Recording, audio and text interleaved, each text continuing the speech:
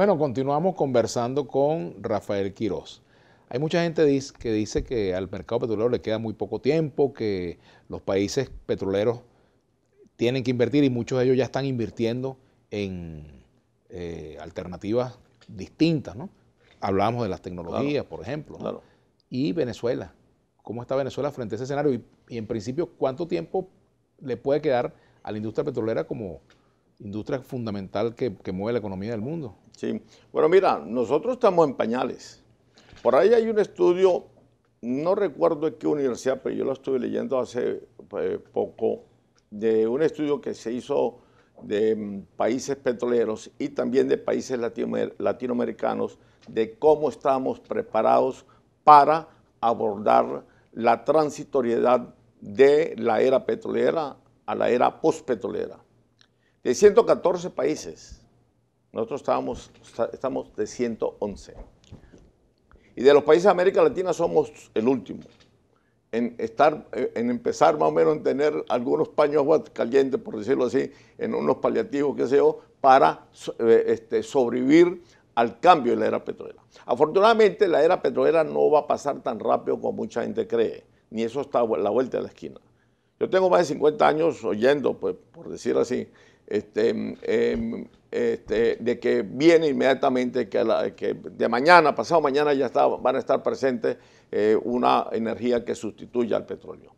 Hay una gama, un menú de 11, 12 fuentes alternas de energía, empezando por la energía atómica o nuclear, y bueno, ahí le sigue la energía solar, la eólica, la de biomasa, etcétera, etcétera, etcétera. Pero la energía atómica la atómica, que es la primera que va en desarrollo y a donde se ha invertido más, en este momento está acorralada. Ahí está, yo siempre coloco el caso de Alemania, que está desmontando 17 plantas nucleares. Estados Unidos no haya que hacer con las 56 o 58 plantas nucleares que tiene allí y desmontando algunas, las más peligrosas. ¿Por qué ocurre eso? Japón no quiere saber nada de energía nuclear por las experiencias que tiene. Entonces, le están huyendo eso. Entonces, otros se refugian en energía eólica. Entre más energías alternas haya, el dispersamiento y la distribución y la desconcentración de la parte de finanzas, de la parte de tecnología y de ciencia, va a ser más distribuido.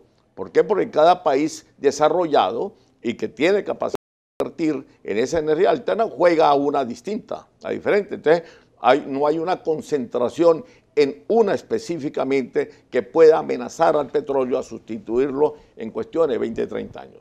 Allá hay algunos pronósticos que se han dado, pues, Daniel Yergin, que ha escrito sobre eso, Eric Lauren, Michel Clark, varios autores que predicen el paso de la era petrolera.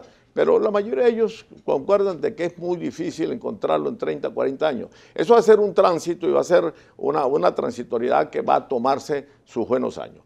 Yo recuerdo que Lo cual no quiere decir que no hay que prepararse para eso. No, por supuesto. Debemos prepararnos tan pronto como sea posible. Pensando para la vida de un país eso es muy corto tiempo, ¿no? ¿Perdón? Para la vida de un país, pues. No, claro, por supuesto. Para nosotros es largo tiempo, pero para un país, para medirlos en términos históricos es corto. Pero yo recuerdo que Ular Pietri, que en paz descanse, planteaba en 1962, en una discusión que tuvo con Pérez Alfonso en el Senado de la República, siendo Ular Pietri senador por el Distrito Federal, y Pérez Alfonso era el ministro de Petróleo, lo recibieron ahí en el Senado de la República, en el hemiciclo, y hubo una sesión con él. Y Ular Pietri le decía, pero Alfonso, no, ministro, ese petróleo hay que acabarlo, tenemos que irnos de la OPEP, porque el petróleo va a ser sustituido. El petróleo se va a acabar pronto, ya en 10, 15, 20 años no habrá petróleo.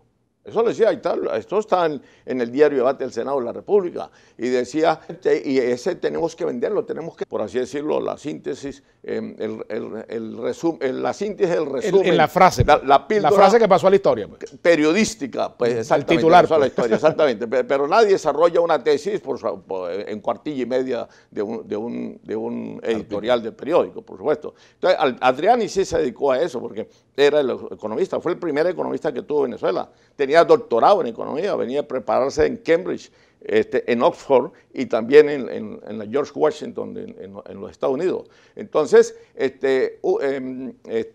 Adriani sí planteó, por supuesto, el que los ingresos petroleros pudieran ser invertidos en salud, en educación, en tecnología, en seguridad, en alimentación, en crecimiento económico, en desarrollo económico sustentable, en trascender con el petróleo. Tenía una óptica bastante completa de lo que debería ser el país con el petróleo, que no fuera una maldición, como algunas veces dijo del crudo Urlar Pietri. Entonces, en esto hay que ser justo en relación a Alberto Adriani, y lamentablemente Alberto Adriani murió a los 36 años, el 9 de agosto de 1936, cuando escasamente tenía 7 o 8 meses como ministro de Fomento del general Eleazar López Contreras.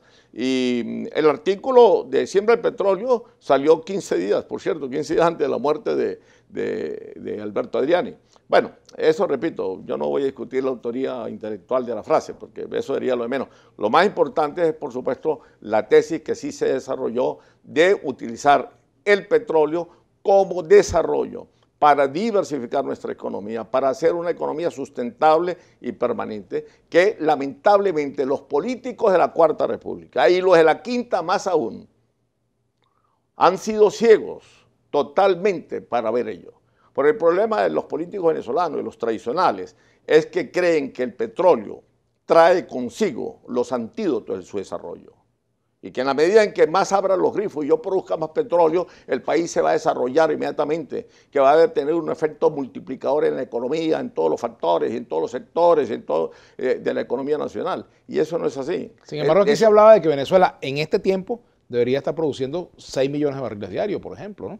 Incluso se habló, yo recuerdo, que el presidente Chávez planteó que se iba a exportar 1 millón de barriles diarios a China. Esa es una de las contradicciones del gobierno.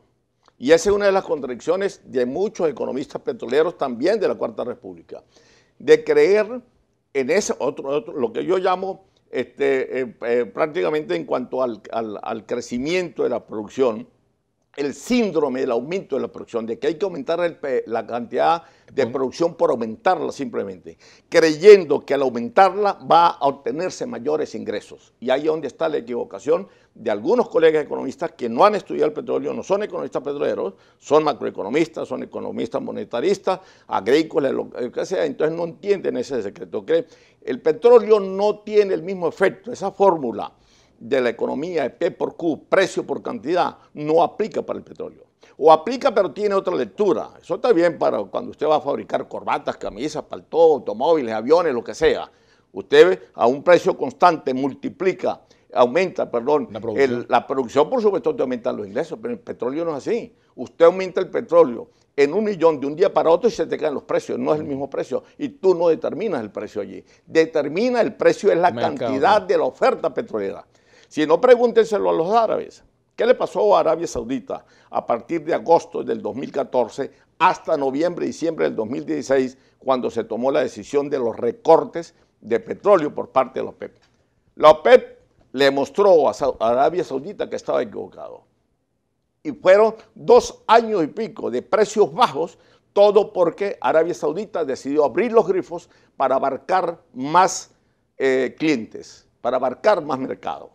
Bueno, aumentó casi en 2 millones de barriles diarios. 2 millones, no 6 millones, ni a 3 ni a 4. O sea que la política de recorte de producción debe mantenerse. Es una política acertada por parte de la OPEP. Siempre que la OPEP ha recortado producción, los precios se han recuperado, o por lo menos han detenido su caída. Y siempre que la OPEP ha aumentado la producción, los precios han caído, o por lo menos han detenido la subida.